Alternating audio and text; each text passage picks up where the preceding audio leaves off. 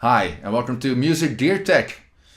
I recently bought this classic synthesizer, the Roland Juno-6 from 1983, and it was in kind of a sorry state actually. A lot of keys didn't work, it was quite dirty, well, disgusting actually, but I gave it a good clean inside and out, and it works great again. But there are two small problems with it. Firstly, the power LED is not working.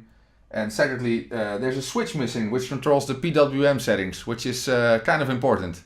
So in this video, I'll be fixing those things.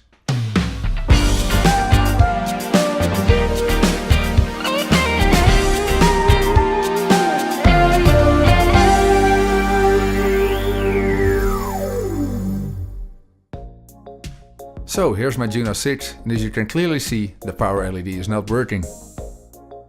And if we move further down the board, you can see the broken off PWM switch.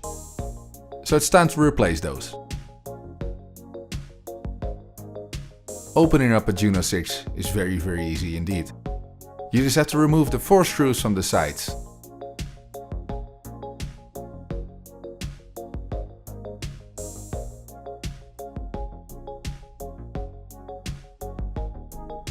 And then it opens right up, like the hood on a car, revealing all the analog internals.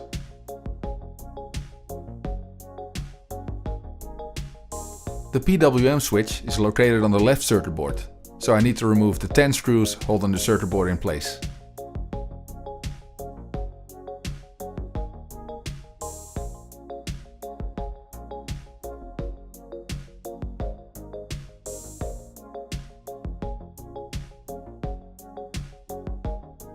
You'll have to remove the knobs from the sliders at the front to completely loosen the circuit board.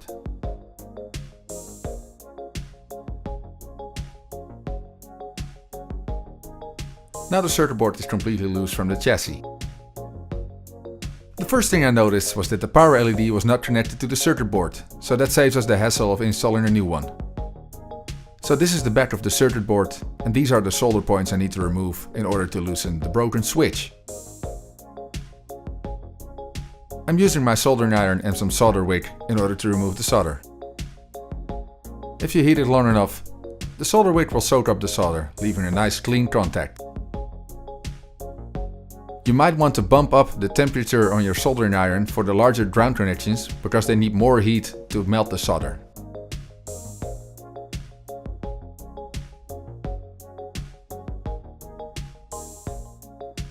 I like to preheat the larger blobs of solder with my soldering iron before applying the solder wick.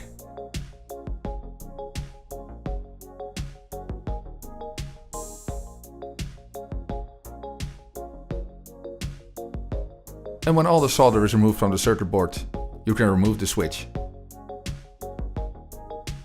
Here's the old broken off switch next to the new one I ordered from eBay.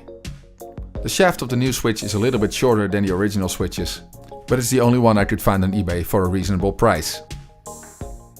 Now it's just a matter of soldering the new switch into place on the circuit board.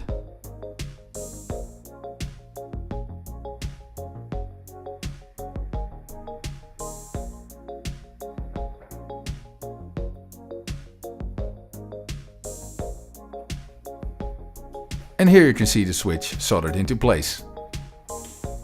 Now is also a good time to remove 35 years of nastiness from the buttons.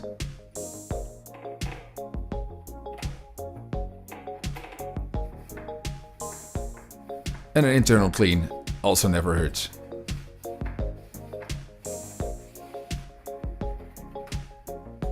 Let's not forget to plug the power LED back into the circuit board.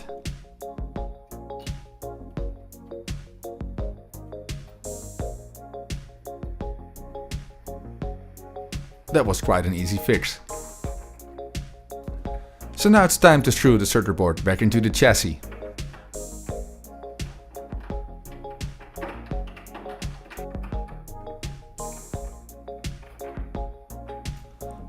All done, time to close the lid on this Juno-6.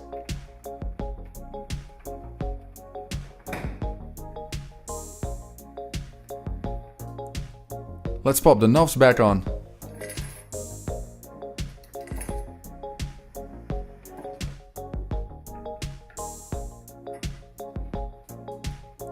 And also the nice clean buttons.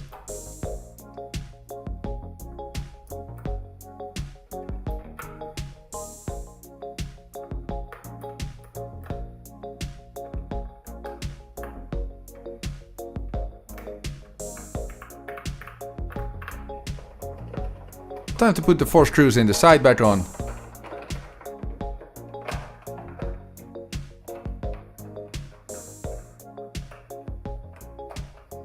And that was a successful repair on this Juno-6. The repairs went great, and now it's time to see if it actually works.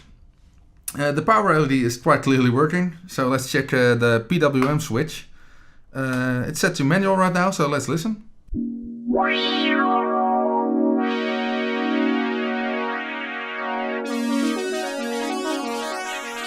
Yeah, that works. LFO.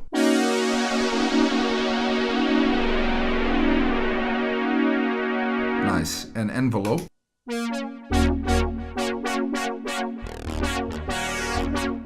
Yeah. Awesome. So now it's a fully functioning Juno-6 again. Cool.